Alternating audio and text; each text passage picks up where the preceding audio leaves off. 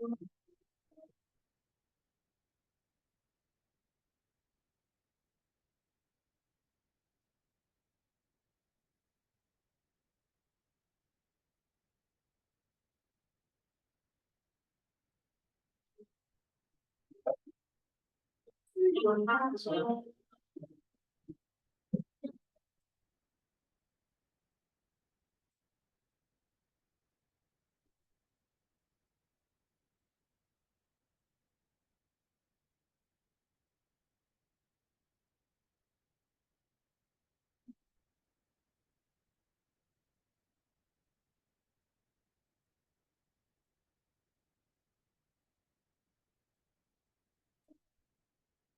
just pull away the piece of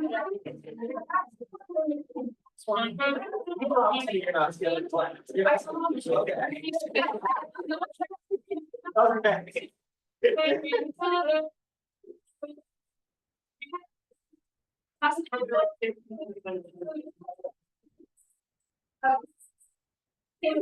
A lot of our students like it how you do it.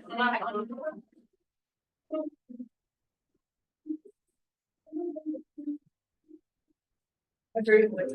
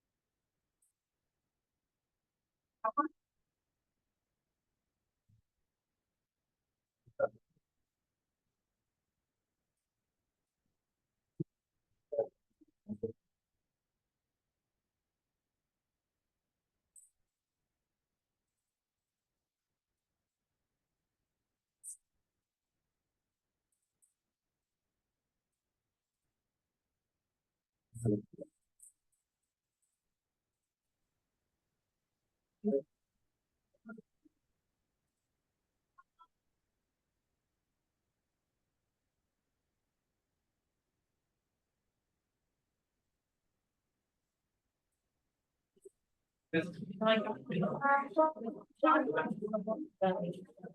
looked out.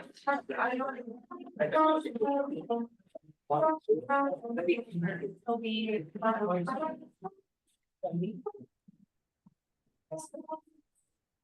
Yeah. Check 1, 2.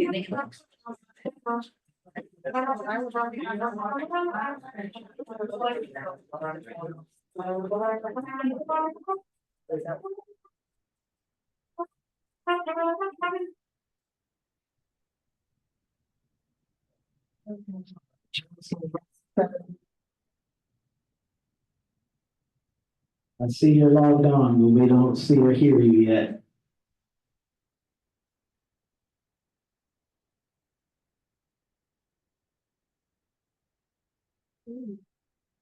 Hey, I'm here.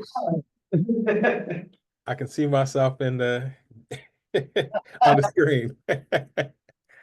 Yeah. Okay, well, we sound good and we can see you. We still have about 1 more minute. I'll let people come into the Zoom. How you feeling today? Oh, I'm good. I'm good. How is it going there? How's the weather? Snowy and nasty. Okay, it's just nasty here. It already snowed. Now it's just nasty. It's good to see you though. We haven't seen each other in a while.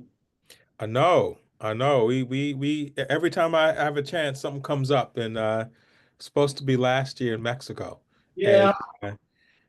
uh, I think our oldest was sick that week and I couldn't travel. Maybe our oldest or our youngest. One of the two was sick.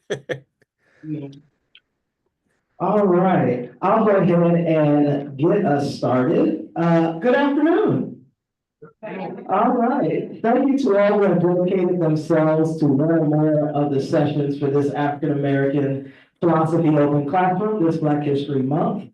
My name is Dr. Corey Reed, and for accessibility purposes, I am wearing a red and gold African shirt, some black jeans and black shoes, and I am a black man. I'm an assistant professor of philosophy and a steering committee member of the Race, Gender, and Sexuality Studies program, and I'm one of the 3 co-directors for the Hub for Black Affairs and Community Engagement. I want to thank the Department of Philosophy and Religious Studies, RGSS, Butler's DEI department, the Liberal Arts and Sciences department, and the Black and African Studies minor for their support. Today's format will start with a brief introduction to the topic, a 20-minute or so presentation from our speaker, a few preset questions, and then an open Q&A session with priority going to the students enrolled in African American philosophy. So my students, get your questions ready, okay? Zoom participants can submit questions into the chat if time permits. For everybody knowing, the session is recorded, and for Butler students, BCR credit is available for those who are in person, and that QR code will be available at the end of the session. African American philosophy, like all philosophies connected to the progress of a population, engage with existential questions. By existential, I am referring to the conceptualization of one's living, freedom, purpose, place in the world, and even one's mortality, suffering, and death, and how those things intertwine with one another. In the period after emancipation, which we now approximate as Juneteenth, until the Civil Rights Movement, there is almost 100 years of existential questions regarding the limbo of citizenship Black Americans inherited. It was filled with intellectual and artistic triumphs, like the Harlem Renaissance, and it was also filled with a litany of Black struggles. In the Souls of Black Folk, W.B. Du Bois addresses what he calls the unspoken question between the world and himself. And that question is, how does it feel to be a problem? Du Bois understands that the problem of the color line is really the metaphysical and ontological imposition on problemhood. That problemhood is supported by and facilitated through epistemic injustices against Black people, aesthetic infringements on Black beauty, socio-political restraints, both legal and implied, and a variety of other things that force Black people to confront a paradox, that they are something different than what the white gaze of the world sees them as. Anna Julia Cooper, in A Voice from the South, asked the same question a different way in her chapter, Has America a race problem? And if so, how can it be solved? As Lewis Gordon articulates, there is a difference between people with problems and problematic people. The former is redeemable and not materially tied to their condition. The latter is something that must be dealt with because the person is synonymous with the problem.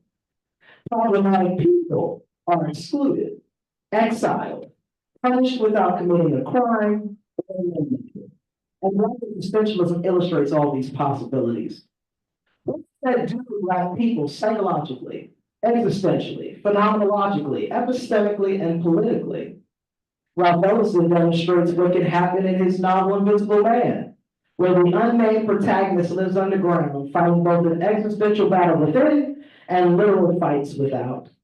Richard Wright shows negative byproducts of a similar existential crisis in the protagonist, Bigger Thomas, from his novel Native Son.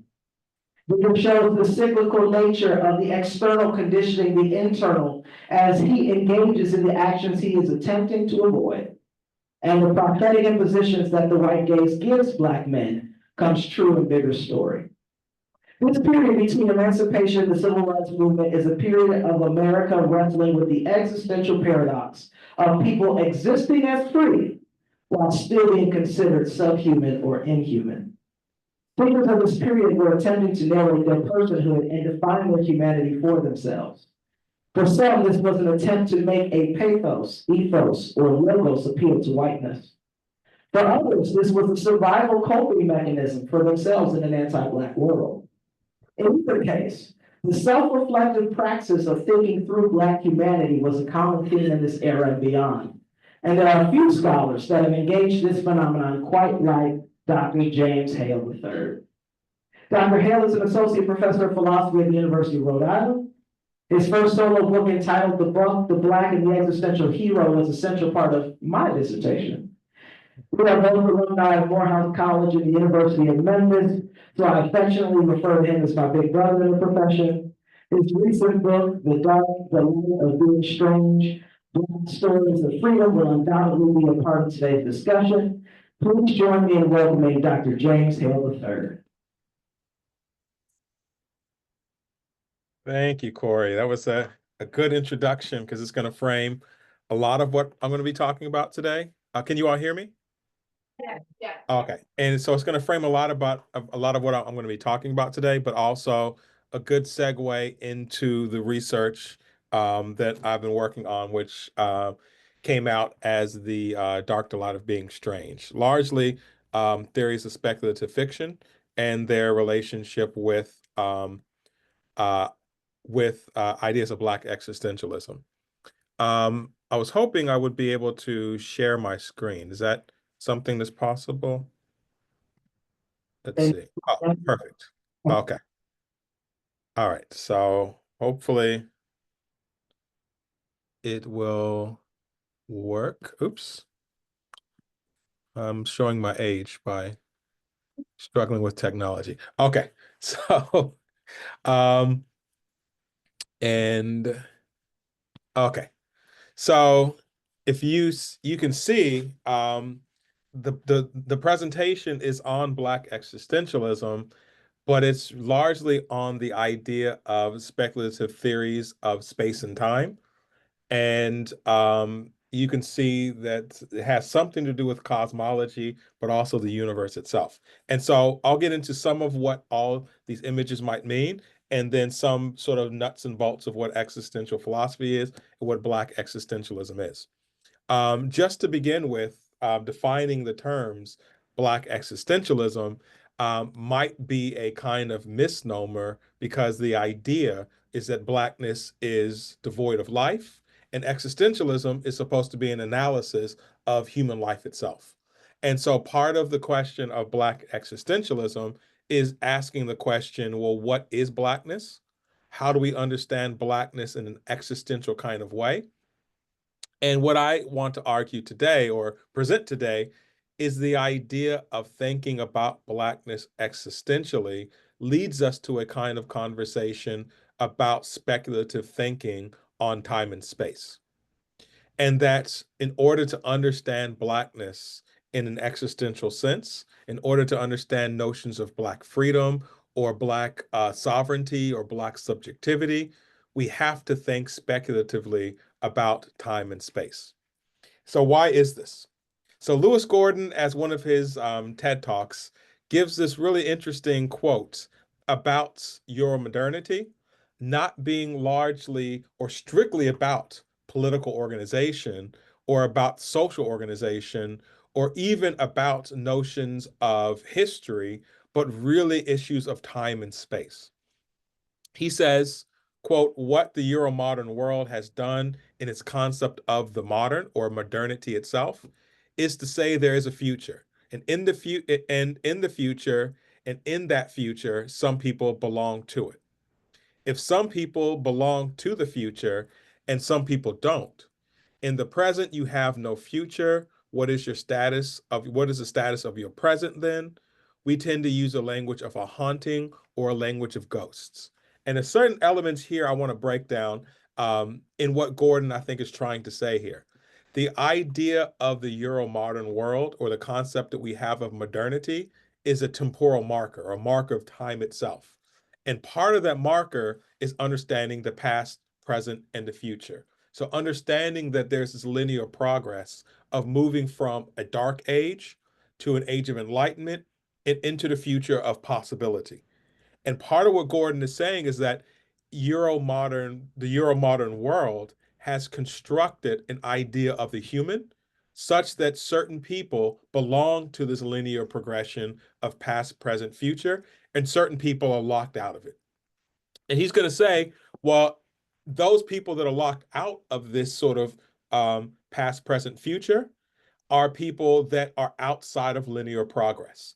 And all that means is you can think about in the Euromodern way, they went from a dark age of religious belief to an enlightenment of philosophical thought into the modern world of technology and science and innovation. And part of what Gordon is saying is that the concept of the human or who is human means that you participate in this progress, and that Black people were relegated to being locked outside of this process as being fundamentally savage or fundamentally underdeveloped or fundamentally um, um, pagan. And so if you are relegated to outside of this space and this time of Euromodern progress, he's going to say you are in the present an existing being that has no future. And because you have no future, you technically have no past that matters. And that when you look at Blackness in the contextualization of modernity, this notion of what Africa is and was is this kind of dark continent. So there is no past necessarily to go back to, and therefore no crime has occurred within transatlantic enslavement. But if there's no past to go back to, then there's no present to live and there's no future to progress into. And so you're kind of stuck in this ever present nowness or the negation of existence within past, present, and the future, which is why he calls it haunting or the language of ghosts. Really quick side note, there's this new literature coming out on hauntology when thinking about Black ontology as a kind of haunting. And when you think about Blackness, ontology, and haunting, the phrases combined into this notion of hauntology. Um, and so this becomes this sort of new Afro-pessimist notion of past, present, and future and being locked out and haunting. So I want to present this idea of a chronosphere, this notion of time as a world. And I want us to think about, well, what is time? And what does time actually mean? So the experience of time itself is understood as temporality. So not time in terms of like a watch or a clock, but time in terms of how you function in the world. So if you're having a fun time somewhere, does time slow down? If something's terrible and boring, does time, I'm sorry, if you're having a good time, does time speed up? If something is slow and boring, does time slow down? So the experience of time is understood as temporality. The experience of temporality is simply understood in terms of meaning making, what's valuable, what's significant. And so time becomes the construction of what we think of as significant. So this means that if time is the world that we live in, then the ordering of time is the politics of time or chronopolitics. So deciding what we do with time and how we think about and what we do with time is largely about power. Who has the power to decide where you go, how long you can stay there, how you can organize yourself once you're there. And so the organization of the material world is in terms of these power dynamics. Central to existentialism is this notion of time, is this notion of how the world is constructed, how it's given to us, and so much of this is power. And so the question of between how this functions with Black people is really the core of chronopolitics. This Afrofuturists, I guess you could call them an Afrofuturist, Rashida Phillips, writes about Black chronopolitical time and the imagination of the future. And in this particular piece, they write this control over the temporal domains of enslaved Africans extended into times of birth, times of death, even times of emancipation and liberation. Seen as no more human than a watch or a clock, enslaved Africans and post-emancipation Black Americans were forbidden access to the temporal domain of their past, as well as the temporal domain of the Western progressive future. Something I want us to think about. I know we just watched the Super Bowl, or at least the halftime, um, and we watched Kendrick Lamar talking about time. And I say that because the whole performance took place in a prison yard that was superimposed on a PlayStation game control. And in one of the songs, he didn't perform this, but it was in his second album, in the song I Love Myself, he talks about violence. And there's this moment where violence erupts. And he stops the crowd and he says, we got to stop killing each other. He says, we have to learn how to make time. And then he tells the audience, the judge makes time, everyone else makes time for you.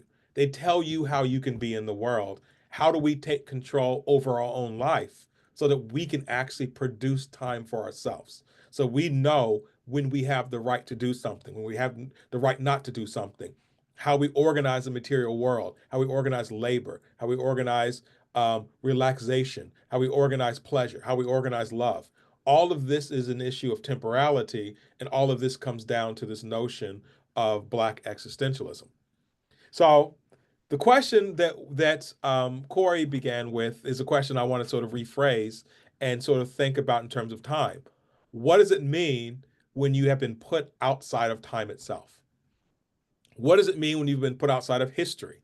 What does it mean when you can't account for yourself within time itself? How do we understand the temporal framework in which we are not accounted for in the dominant modes of time? So if you don't control economics, the social sphere, the political sphere, the aesthetic sphere of the beautiful and the beloved, how do you control your sense of time? How do you control your sense of reality? And so, one of the pieces I want us to think about, I want to look at two Douglass pieces, but one of them is from 1844, Narrative of the Life of Frederick Douglass, an American Slave. And the first sentence in the um, in the piece is largely about time. He says, I was born in Tuckahoe near Hillsborough, about 12 miles from Easton in Talbot County, Maryland. And so that very first sentence is about him not having a legitimate source of his existence, and he can only identify his own existence by inference to something that is legitimate. So he was born in Tuckahoe. What is Tuckahoe? Well, it has no actual location, so he has to tell you it's near this. It's about 12 miles from that. The second sentence, I have no accurate knowledge of my age, never having seen an authentic record containing it. And the phrase authentic record becomes significant because how we demarcate time and how we demarcate space is about how we record time and space. And one of those is, how do we record birth? How do we record death? If you're recording birth, is there a ledger for parentage, for mother, for father, for sibling, for all the social relationships that are inherent in humanity? If you are locked outside of time, you have no social relationships. So there is no mother, father, brother, sister, aunt, uncle, grandfather. It's just born slave. And so he says, I have no actual record authentically of knowing when I was born. By far, in the third sentence, by far, the larger part of slave know as little of their ages as horses know of theirs. So horses, animals, and the non-human other are all locked out of time. And only certain measures and certain authentic or legitimate records can actually track time.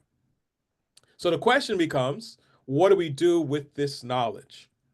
Douglas in 52 writes this historical fiction about this man named Madison Washington, who he calls the heroic slave. The beginning of this piece is similar to the beginning of his slave narrative. The state of Virginia is famous in American annals for its multitudinous array of her statesmen and heroes. She has been dignified by some the mother statesmen. Then he says, by some strange neglect, one of the truest, manliest, and bravest of her children holds no higher place in the records of that grand old commonwealth than is held by a horse or an ox. He's doing something a little bit different here.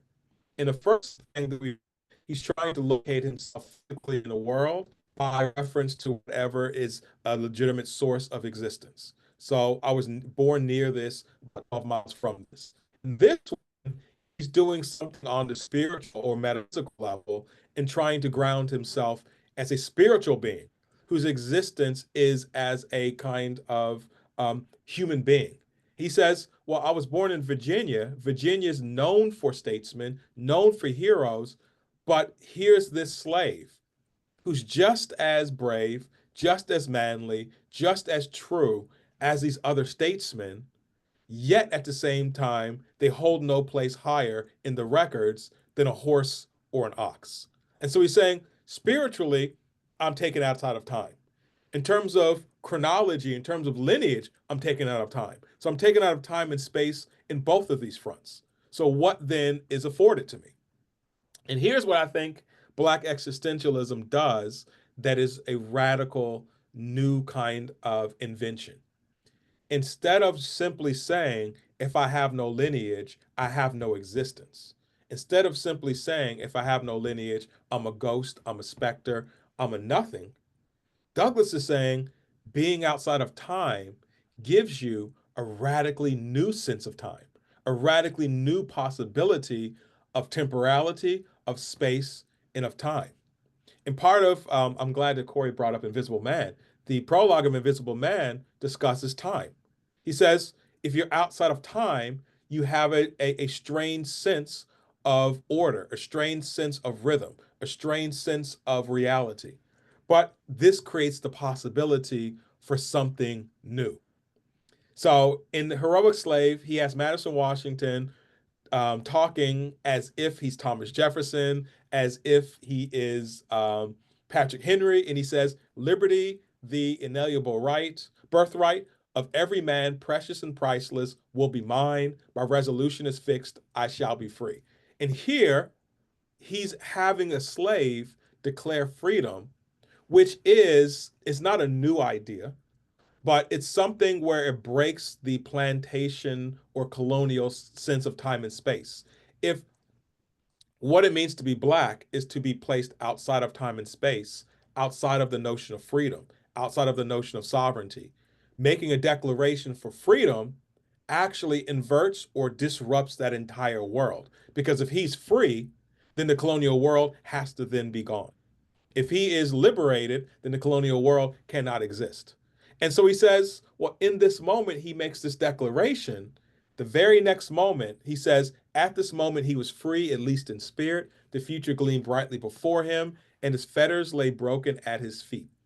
And you get Douglas this giving what I want to call the speculative Black fictional realm of time and space. In his realm, the very declaration of his freedom creates another parallel reality in which Black people can live and thrive. And in this reality, that whole colonial world is broken and disrupted. Within this reality, that colonial time and space no longer exists, which is why when he makes the declaration, the forest lights up and it's got this biblical metaphor, and his fetters or his literal chains collapse. And so you get Douglass actively rejecting the possibility of enslavement within a Black time space. And I think that's the critical element of Black existentialism, that is not fighting for space within white space or time within colonial time or to be part of the linear progress of Europe and modernity. It's actually instituting a parallel modernity that's outside of that modernity or a Black space and time. I think this is where, and I'm going to end with Zora Neale Hurston. This is where Zora Neale Hurston comes in, and she's giving us something of a radical extension of what Douglass is doing. So instead of saying my Blackness is locked outside of time and space of Euro modernity, and I have to fight for entrance into it, she says, I'm not tragically colored. So this thing that I'm not part of does not actually mar my existence. It actually becomes something of the possibility of creation. She says, I am not tragically colored. There is no sorrow damned up in my soul, nor lurking behind my eyes. I do not mind at all. I do not belong to the sobbing school of Negrohood, who would hold that nature somehow has given me a low down, dirty deal. She says, no, I do not weep at the world. I'm too busy sharpening my oyster knife. And this notion, if you know about oyster knives, it's this thing that you create to break something that seems to be impenetrable.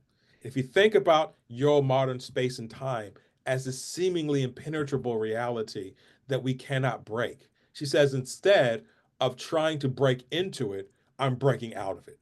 So she's going to break it so she can move somewhere else. And this somewhere else actually takes her into a different realm. She says, I do not always feel colored.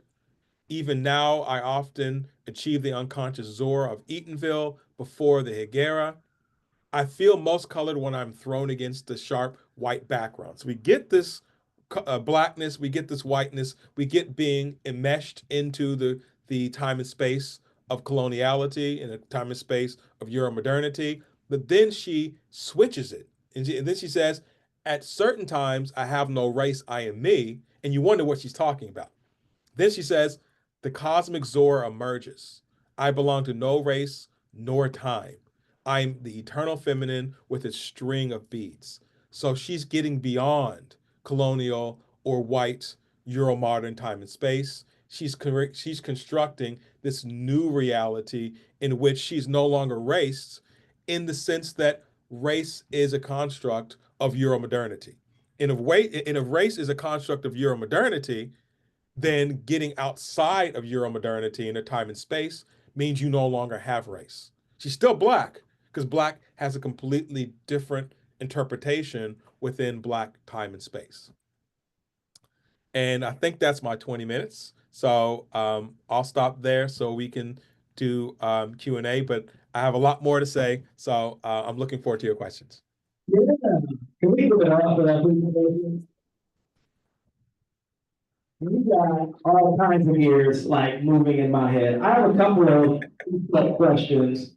And again, this was before I heard the presentation, but I think we're still going to fit nonetheless. So the first thing I want to ask, what do you think are the lasting effects of these Black existential thinkers to what we're dealing with presently? I think we got really interesting connections with Kendrick Lamar. What are some things that we are getting from Black existentialism that are still relevant to us right here, right now?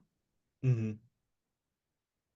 So, honestly, I think that for me, what this kind of perspective does is it creates the possibility to think about possibilities outside of the traditional order. And when I say that, I mean, part of it is, and I'm trying to think how to frame this, because I know you're going to jump on this one. You're going to love this one. Part of it is honestly um, thinking about Blackness not in the tradition of like fantasy and science fiction, of like Star Wars and those sort of things, but actually actively looking at the past and trying to understand what exactly was going on in the past, what beliefs were being constructed in the past, and what reality was being constructed. So I'll say, for example, and I'll give a really quick example of this. There's a story about Box Brown, and this is one of the stories in The Dark Delight. And the story of Box Brown is that he puts himself in a box and he ships himself to freedom. And the story is his world was shattered because his family was sold off and he was double crossed by his master. And he was basically trying to commit suicide. And then that's not where the story ends, but that's usually where we end the story. And he goes to Europe and he travels as a mesmerist and he gives lectures. He even comes to Rhode Island, gives lectures on electrobiology. And electrobiology was at that time how people were studying hibernation in animals. And he was giving lectures in Europe to talk about electrobiology and hibernation. And one of the questions that I asked was, what school did he learn from as a slave so that he could understand hypnotism and electrobiology? And him and his wife would be on stage hypnotizing white people in Europe. And it was just like phenomenal thing because when you think about like Harriet Tubman and they're tracking her and the tracks just stop in the middle of a swamp and they cannot figure out where she went. And one of the things is that I think what Black arts does is it gets us to thinking so different outside of time and space that we know is so limited and so small that all these other things are possible. So, is it possible that she was hypnotizing people? Is it possible that there was this grand school of of mesmerism and other kinds of what is considered to be non-science science, but that we kind of know now with technology what that really is about. And I think part of what Black existentialism is opening up is that there are all these other parallel time and space realities that are not just fantasy, but like real things.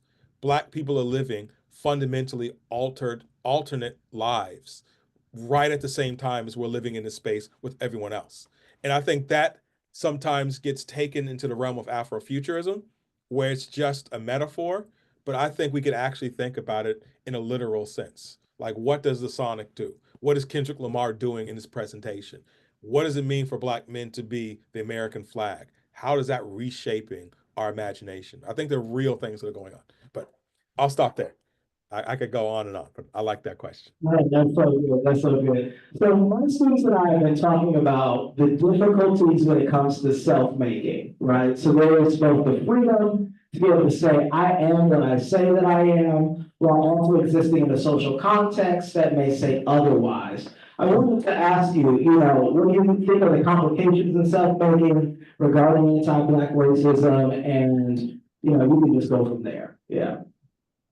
Yeah, I think keeping those two things as separate but coterminous is important. So thinking about what Black subjectivity is, but at the same time understanding notions of what the context is important. But I think part of what Black existentialism and Black studies generally teaches us that we don't yet have a grasp on is there is no notion of absolute purity in the world. And that we see, even in this country, the absolute existential collapse when they're met, when we see our white citizens or and sort of white um, colleagues met with what seems to be contradiction. And they're trying to figure out, well, how do we live in a world in which one thing is said and one thing is done? And part of it is that it teaches us that this notion of the democratic process is this notion that is inherently conflict driven, inherent and not necessarily in a bad way, but sometimes in a bad way, but inherently conflict driven, inherently within this kind of collapse and renewal. And that Blackness actually teaches us how to fail and how to get back up from that failure and keep reconstructing.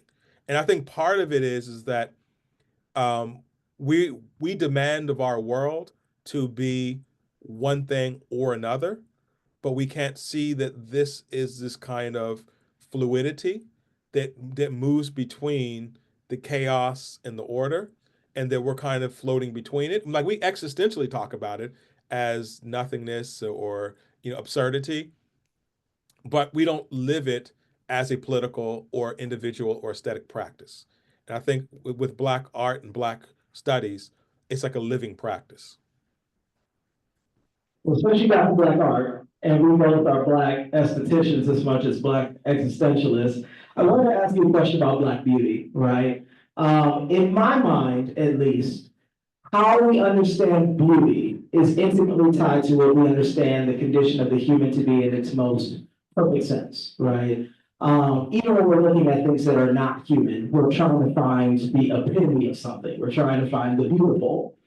And that makes a special problem when Blackness is considered either not as beautiful or the antithesis of beauty, right? So I wanted to ask you what your thoughts are, because I know this comes up in your work a lot, about Black beauty and its relationship to existentialism.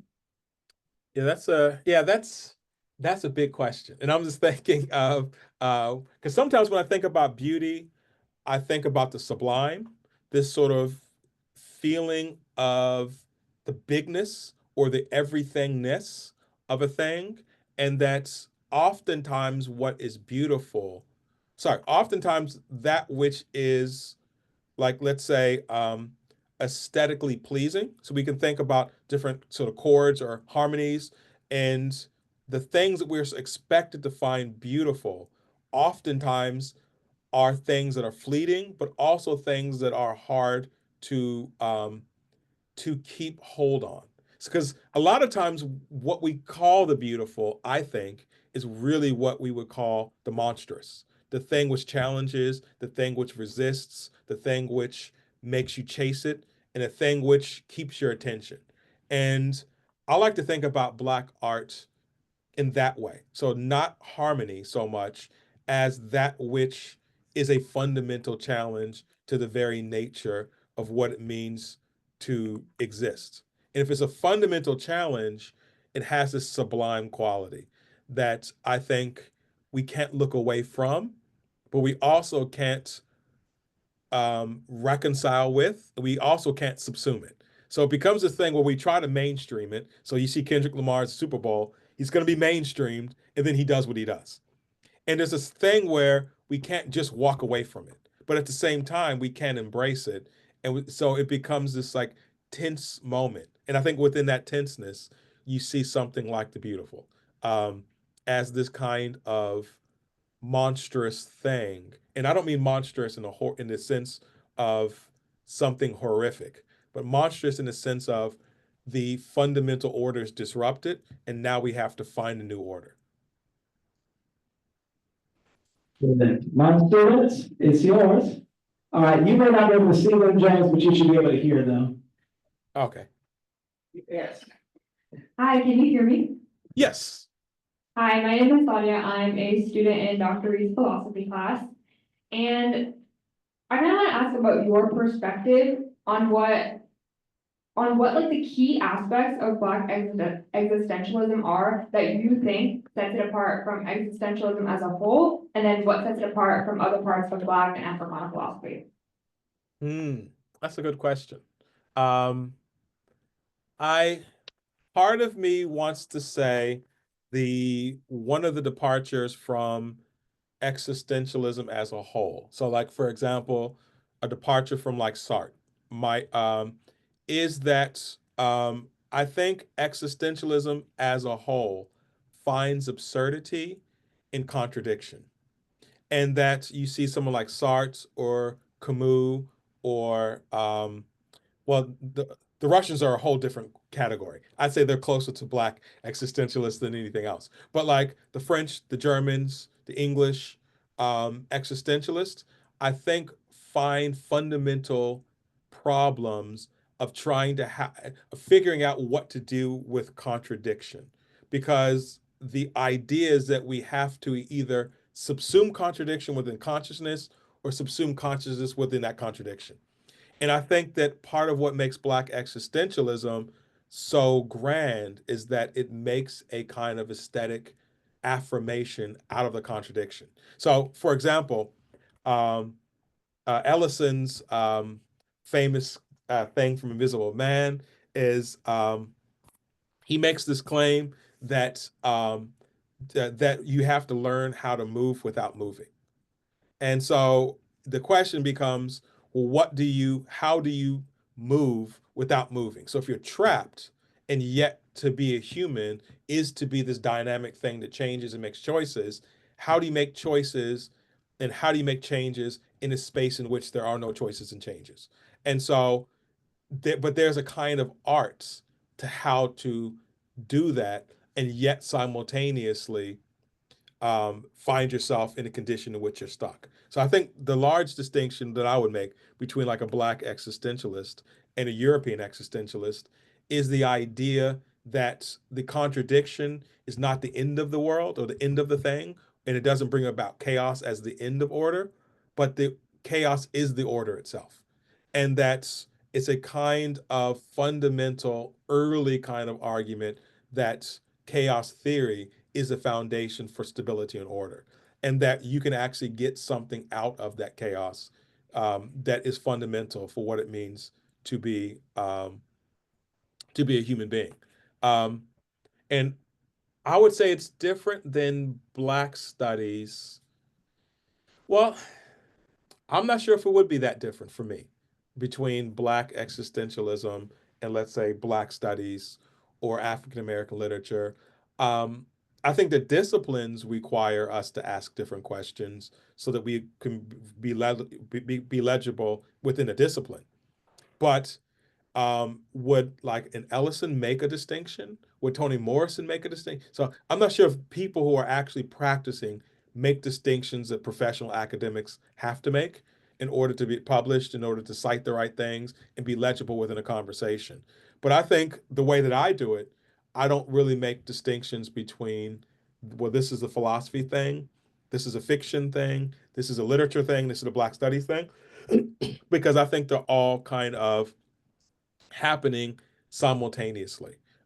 Even visual arts or dance or music, I think they're all kind of making similar kind of statements with different kinds of modes and techniques. But I don't make a distinction as much. Hi, Doctor. Can you hear me? Yes. My name is Jimmy Davis. I'm also a student in Dr. Reed's class. When you were going over this idea of Blackness outside of space and time and being excited about the possibility of possibility, I wanted to know what is something that excites you about that wonder of possibility that you think a lot about, or something that you're passionate about learning more outside of that space and time? Yeah, that's a good question. I think since my first book, so I'll sort of tell like a personal narrative, which will sort of give a larger picture.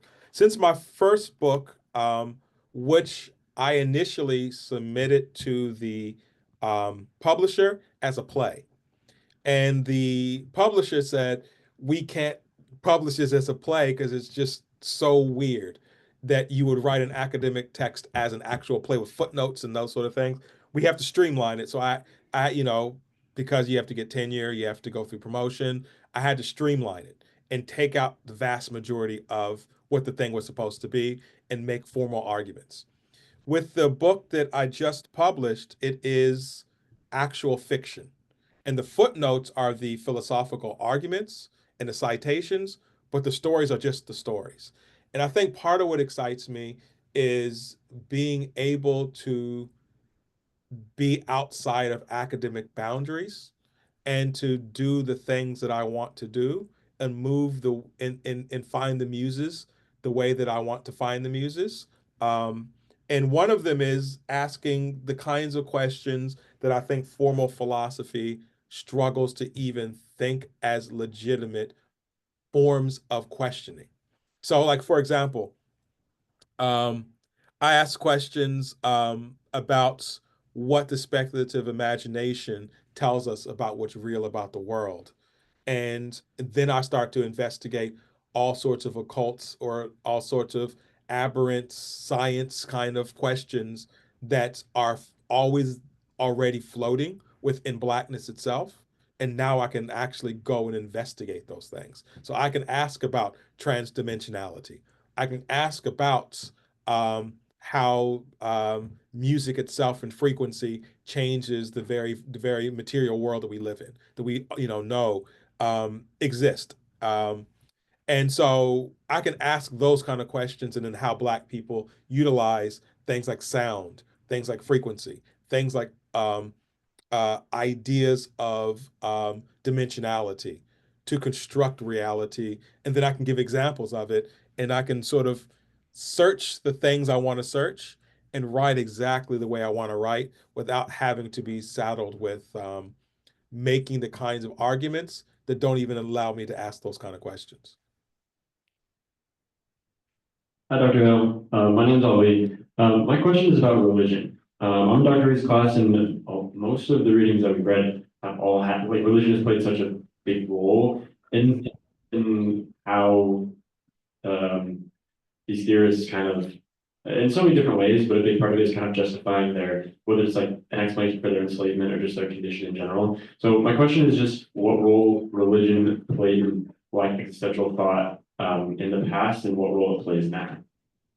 I think I I think I would take the question of religion and sort of split it into two different kinds, or two different kind of categories. So there's the sort of formal religion that takes place within institutions that have political and social and moral implications. So you can think about whether or not the Bible justifies slavery. So we can think about something religion in that kind of way, and then taking up the Bible, thinking about Exodus and Black people, and making a kind of relationship. And then I think about the other element of religion, which is a cosmology. And all I mean by cosmology is the ordering of the hierarchy of beings. So if you think about the ordering of God, higher angels, medium angels, lesser angels, and then you get to human beings. There are Europeans, and then the Germanics, and then you kind of go down the list, and then you get to Black people, and then you get to indigenous people. And so we have this grand sort of chain of being, and that grand chain of being is similar to and related to the social, political, moral implications of religion. But I think they're two different things. And a lot of times when people are talking about religion and trying to figure out why it's intractable, it's not because they're reading the Bible and we're interpreting religion in different ways. It's because they have a different cosmology about where things are ordered. And if you genuinely believe, let's say, in American Manifest Destiny, where you genuinely believe in the white man's burden, or you genuinely believe in the chosen people, then that's going to create a hierarchy. And within that hierarchy, now we can go to a religious text and find justification for the moral, political, and ethical sort of implications of it. But I think that black existentialism is at once dealing with the religious part, like the churches, the Bible, the implications, but then you have Black studies that's jumping into the cosmological issues. What happens when Blackness is ranked at the bottom or towards the bottom of the hierarchy of being? And I think those camps aren't necessarily talking to each other. So, Black preachers in the or, 18th, 19th century aren't necessarily asking the cosmological questions that somebody in the 20th century is asking. But I think they're related. But I think, I like to, try to parse them out. Questions from the floor in the space. I know we got a couple online. Anybody in the room that's not my student? Okay. So Michael online asked, to what extent does the phrase your modernity highlight not only a sense of time and temporality or modernity, but also geography and spatiality with the Euro modifier? Um, I would I would say that the notion of geography or the notion of spatiality is a temporal notion, meaning I think that the way that even something like maps used to be made, it wasn't that people were, actually, creating a cartography of the actual Earth, but they were creating spaces of hierarchy. And so when you look at old maps, the places that they didn't think human beings existed either weren't on the map at all or they were drawn not to scale. And then you look at something even contemporary, like maps of Africa, and the size being thrown off with, in relationship to Europe.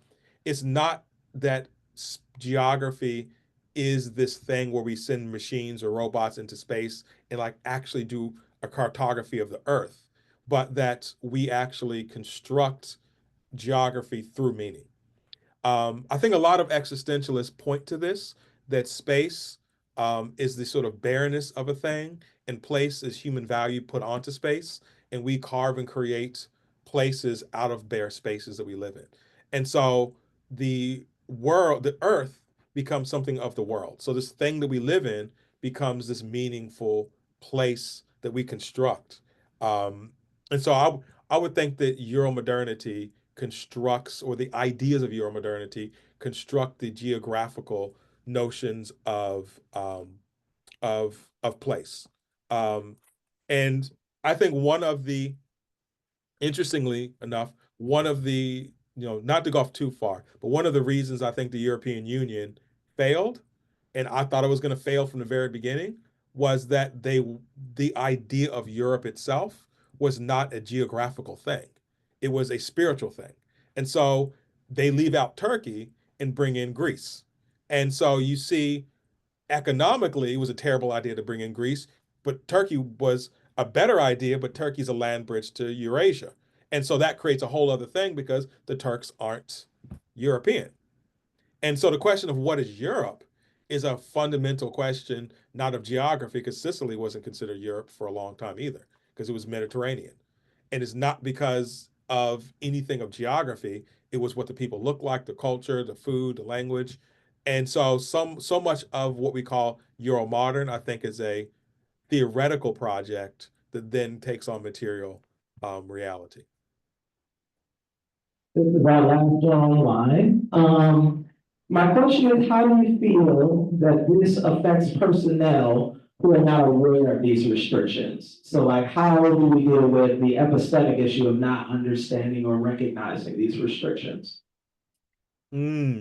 That is a um, now personality, you mean like in terms of institutions or like personal in terms of individuals? Or is it kind of both? I'm not sure, so let's try to do both. Okay.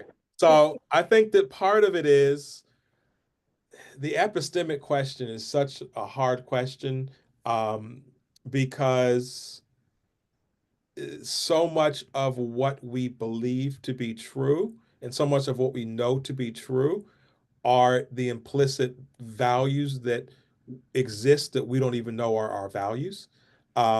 There's this, I'll say something really quickly about this piece that Frederick Douglass wrote, one of his few speeches he actually wrote.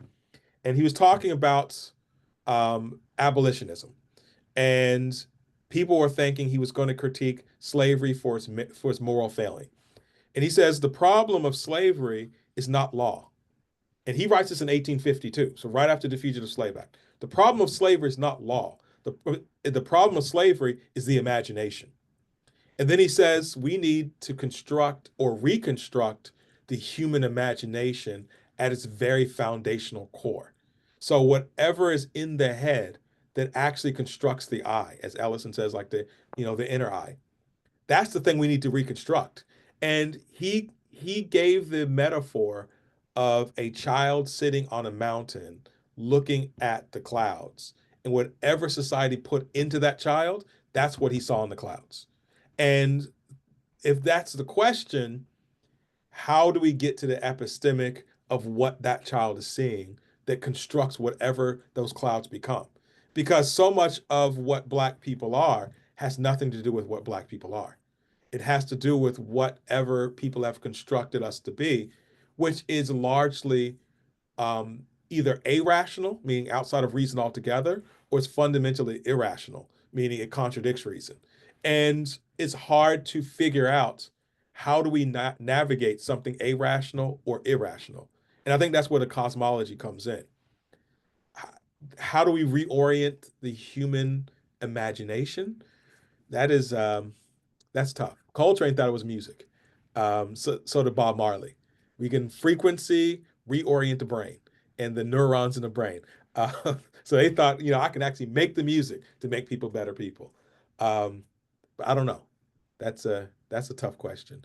I think Corey might have the answer. I don't. I do think it is quite relevant to understand the plurality of people and how they understand their own conception of place, space, with all of those things, right? That's why I said Black studies always has to be doing multiple sort of duties, not just because of the African diaspora and all the people that we're trying to touch, right, and engage, but also the different epistemic understandings of those restrictions, where I may see a space as detrimental to my well-being, and somebody else does not, who looks just like me, right? I talk about this in my piece, Black Nausea, where some spaces will evoke that for some folks, and for other people it won't. And that really happens to be about what they know and how they perceive the space and their own experiences. So it's constantly a co-constituting that happens between the social and the individual. But that's the best I got for that question. That's the top one. But Yeah. 6 minutes left. Can I ask a personal question since you're my big brother and everything? Yeah. So with the speculative, right? Did anybody else have a question before I ask mine? Just check. Okay. Speculative fiction. I just wrote a piece that deals with Black Panther 1, right? And one of the things that I'm astounded with, especially based on your presentation, is this idea of Wakanda and Oakland, right? The choice to do a project of the future and Black Afrofuturity and all those sorts of things, the mythic elements of it, the science fiction elements of it, and then ground it with something like Killmonger's story. And my students and I have talked about this. To me, based on what you talked about with space and time and those components, there's a way in which even Black speculative fiction that tries to do this existential project tiptoes into the imaginary and its own space, while also keeping another foot in what we would call perhaps white space, right? Or the reality that deals with the American Euro present, right? I want to know what your thoughts are about that choice that we often make in speculative fiction, but always grounded with some of these things that are happening with us in the here and now. Yeah, I think I mean, that's the tough part because sometimes when you're Black, people want everything to be a specific material concrete fix for a specific material concrete problem. When I was in grad school, people used to ask, so how is the thing that you're studying going to fix policing? How is the thing you're studying going to fix, endemic poverty and those kind of questions? And you can't say it's not going to, because then people walk away. Because like, what are we doing? I'm not spending all this time that has no value. But then at the same time, you say to yourself, well, do you think that the endemic problems are themselves problems of the functioning of law or problems of law itself? Because if it's the problems of the functioning of law, then we can replace people and move people in. If it's the problems of law itself, then no matter how many people you replace, it's still going to be the same thing. So, for example, Black Lives Matter with Trayvon Martin started, and Eric Holder was over the Justice Department, and Obama was the president, and we still cannot get a conviction. And even though we had two Black men at the highest positions of law, we still could not even get a regular vigilante put into jail, even though there's a tape that's out there, even though we had a witness that was out there. And part of it is, well, what is the conceptualization of the defense itself? What is the conceptualization of the right to self-defense? What's the conceptualization of this notion of the human?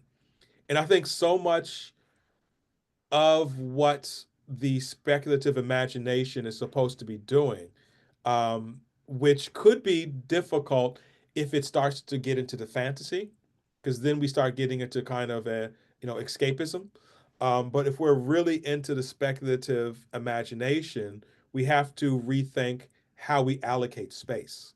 And so we can think about a speculative imagination of, well, what would it look like if we had urban gardens? Something like that. Something is basic, but how we think about the allocation of space has to do with something else completely. So I'll say something really quickly. This is really interesting. As just a side note, well, I find it interesting that Martin Luther King and SNCC and sort of the organization she was sort of housed within the civil rights movement were staunch critics of the idea of trying to go to space, the idea of going to the moon, and the idea that we could spend billions of dollars to go to the moon to beat the Russians, but we couldn't do anything with housing. We couldn't do anything with health. We couldn't do anything. And so King partnered with this Baptist minister, and I think he was in North Carolina, and they started a Black Space Agency. And it lasted about a year. It's like 1967. And it ran into all sorts of logistical problems in terms of government interference. And they said, if they can't handle the things we want to handle, we're going to start our own space agency. What the mandates were is a whole different kind of question, because I think part of it was this notion of the space race, but also part of it was we know more about space than we do about our own planet, because we don't really investigate. And so if we take that as a metaphor, we know more about Russia than we knew about Black people. And it's because we don't want to invest other than surveillance and control. There is no real investment of knowledge. And so I think part of it is we can use the Black speculative imagination to go into the archive, open it back up, find new materials, ask new kinds of questions, but we can also actively know who people are. And then we can begin to start reconstructing the world from a base of knowledge. Yeah, that's a perfect place to end. Can we get a whole statement? Thank you so much, Grace. Thank you for everybody who tuned in. Thank you for everybody who came in person. Next week, we will have Dr. Michael Sawyer with us talking about the civil rights movement. I can't wait to have you all back. Tell your friends, tell your loved ones, tell people you don't like even. You need to watch this. All right, talk to you later. Just touch out with you later. I appreciate it. Thank you for having me. All right.